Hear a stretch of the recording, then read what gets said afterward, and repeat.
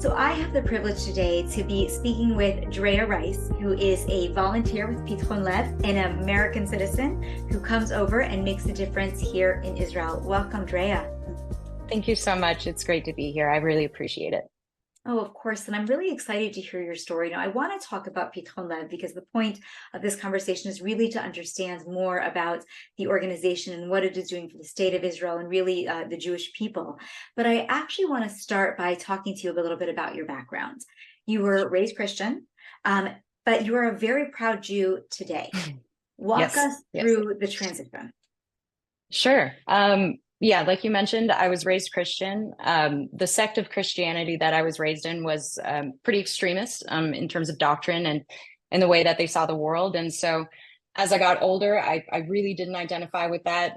And on the contrary, it made me become kind of angry at the concept of religion and the concept of God. And so I became a pretty militant vocal atheist for about 10 years.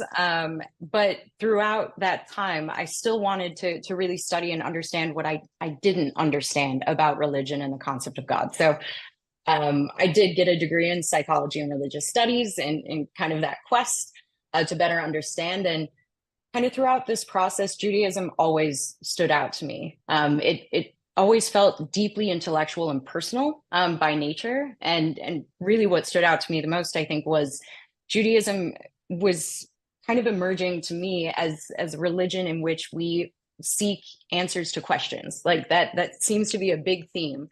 And most of the time we don't get really easy ones. The Talmud is literally full of just unanswered questions or questions that just don't have an easy answer. And that's life, right?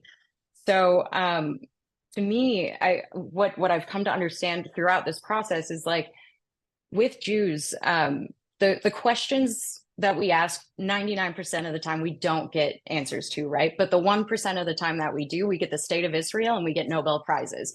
So Judaism to me, I identified with that so strongly. And once I moved to LA, finished school, I saw my life and how beautiful it had become, contrary to what it could have been. And I wanted to seek that connection with something larger than myself. And I just found my way back to Judaism and made the decision to convert. So May 4th, 2018 is when I finished that process. And I've never looked back. It felt like coming home. Wow, incredible, incredible journey. And with that journey, from what I understand, came a trip to the state of Israel. When did you come to Israel? What was your first trip like? Sure. So my first trip was actually like a family trip with an ex-partner of mine. And so that was 2018, my first exposure to Israel. And it was just incredible. The impression right out the gate of the Israeli people, just people who truly live life to the fullest. So beautifully animated, so resilient. The food was incredible.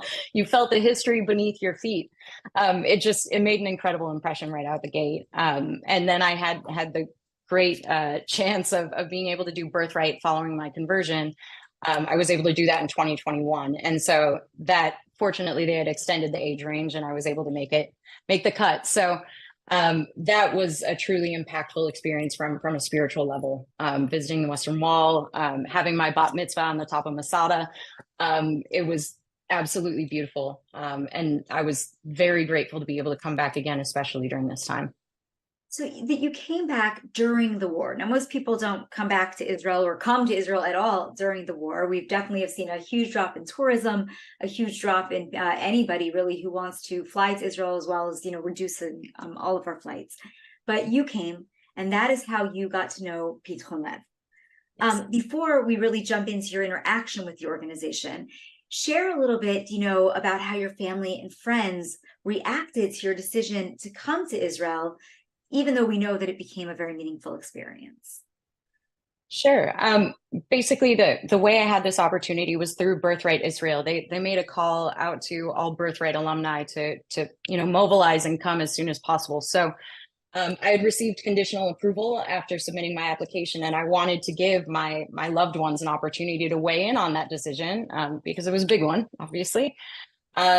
My non-Jewish loved ones responded with a lot of fear. There's a lot of projection of that fear onto me. And it came down to, implications that I was crazy. that I naively didn't know what I was getting myself into, that I was putting myself at extreme danger and risk. I could ruin my life back home. And ultimately, I think there was a lot of, to be frank, resentment about the fact I would consider putting that type of concern on my loved ones, to put myself in a position of risk and to have them worry. So I understood the motivation behind that. I understood the fear, but it was difficult to navigate. My Jewish friends understood. Naturally, they had concerns, but it is something that's hard to explain to people who aren't Jewish, the connection that we feel to the Israeli people and to the land of Israel, our second home. And so didn't get a lot of pushback there. The most surprising conversation I had was with my dad. He is not Jewish. As you mentioned, I converted. So I was really, really scared to tell him that I wanted to do this in order to support my chosen family. And before I even finished telling him about the program, I had this whole preamble. I was ready to make a case. Before I even finished the preamble, he gently interrupted and he said, "This is important to you. I can tell. You should just go. I support you 100%." He truly understood and still understands today that sometimes the risk to yourself is warranted if it's in the pursuit of something for the greater good. And so that was incredibly impactful for me to hear that from him, and was kind of the last of the chutzpah I needed to fully accept that that approval and to go on this journey. So I'm incredibly grateful that he has been supportive of me in this. You came to volunteer at Pitchon-Lev. Mm-hmm. Tell me about that first visit to the organization and how did you feel?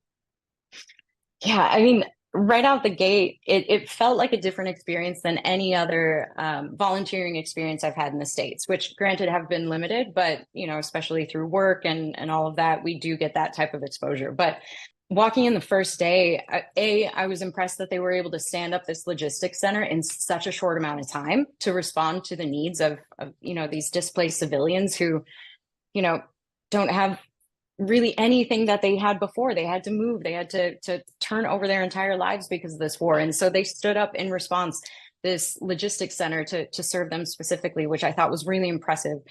Tell me just a little bit about what's in the logistics center. What are they logistically doing? Absolutely.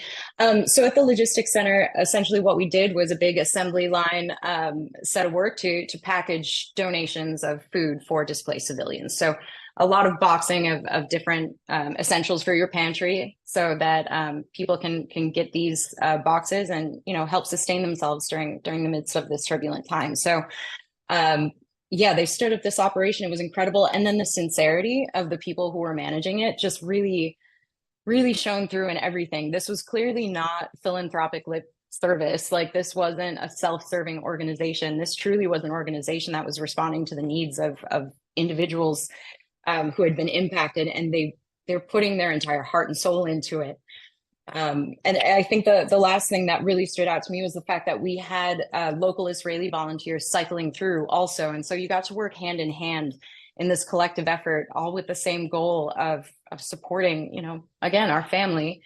And those interactions, however brief they might have been, were incredibly moving and impactful. And it makes me a little verklempt.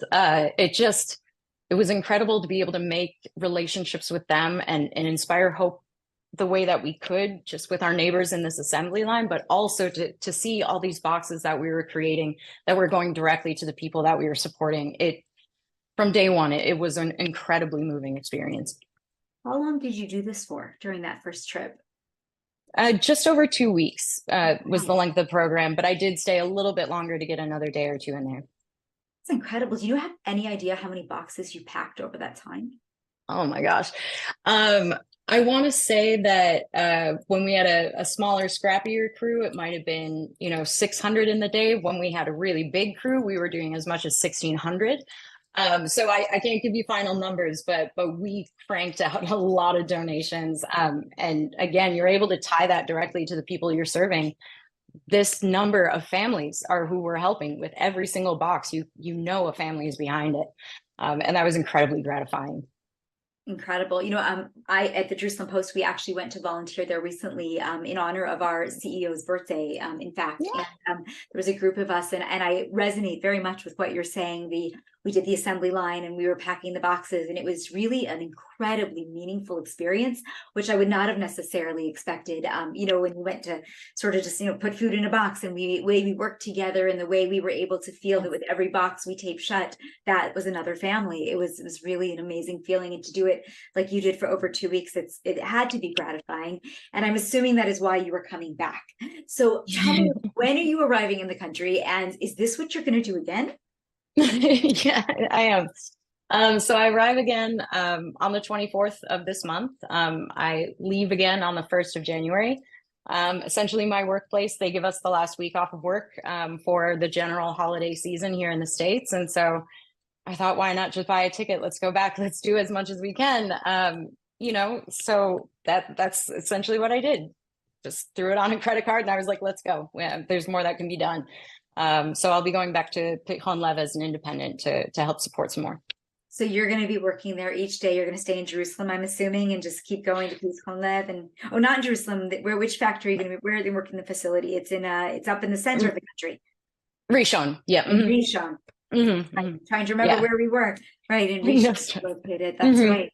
Amazing. Absolutely. So you're going to stay in that area and just go each day to volunteer that entire trip. Yeah, absolutely. It gives me, more time to be able to support the community in the way that I'd like to be able to. 2 weeks for so many of us volunteers, we didn't think we could really make a significant impact. And it sounds like we did, at least from the reception we received. But if I can add another week to that, that's that much more impact that I can personally make. And that's the goal. So I can't wait to get back. So tell me what makes Pitchon-Lev different. I mean, there are many, many charities here in this country, and a lot of organizations that are doing good things, or that you could come here and you could choose to volunteer with, but you're coming back yet a second time to work with Pitchon-Lev. So explain to me what it is. Pitchon-Lev from the start, like we talked about, made an impression on me, especially because of the people that I got to work with and interact with, especially who were running the show, including leadership. And so I spoke to them more about, the entirety of Pitchon-Lev, what other arms and legs does this organization have? And what I was able to uncover was just a really holistic, multifaceted program or series of programs that really does seek to break down that intergenerational cycle of poverty. And it's not a one-pronged approach. It's multi-pronged, and it's over an extended period of time. One example is a program that they have that supports at-risk youth.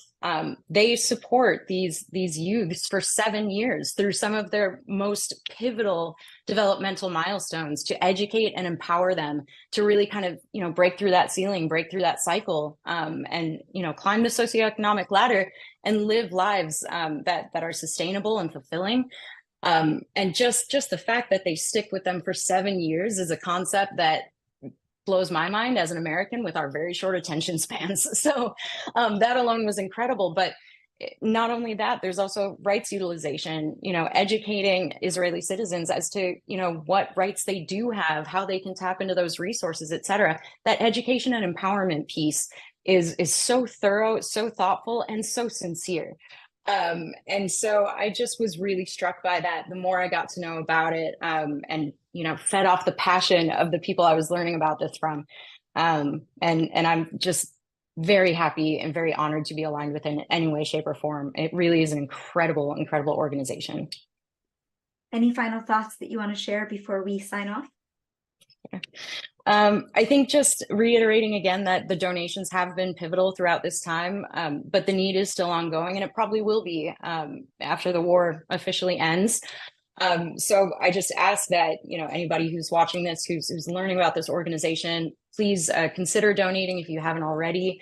If you are donating, please continue to do so, whether it's time, money, food, whatever you can do. These families need our help. And by all means, if you're somebody who needs that support, look into Pitchon-Lev and their different offerings. Like I said, there are so many different avenues, so many different resources that they have available to you, that I just encourage you taking a look. So I think that's my last plug. Is just continue to give of yourselves, because it really does make an impact, and we're here to support each other through this really hard time. Amazing. Well, Drea, I have to tell you, I do a lot of interviews, and this has really been incredibly impactful just for me to hear you talk about your journey and to really talk about what you've been able to do and how you've been able to connect to the country. And I know that as an Israeli citizen now today, I'm very grateful for people like you. I'm sure Pitchon-Lev is. And I think, that in the other way, it's very wonderful what Pitchon-Lev has been able to give to you. So thank you so much for taking the time. No, thank you so much. And like I said, I'm honored to be here and to have a platform to speak to this incredible program. And I'm honored to be coming back to the country to be able to help, my chosen family. Whatever can be done, we must do. And I'm just incredibly grateful on so many levels. So thank you again so much. Thank you.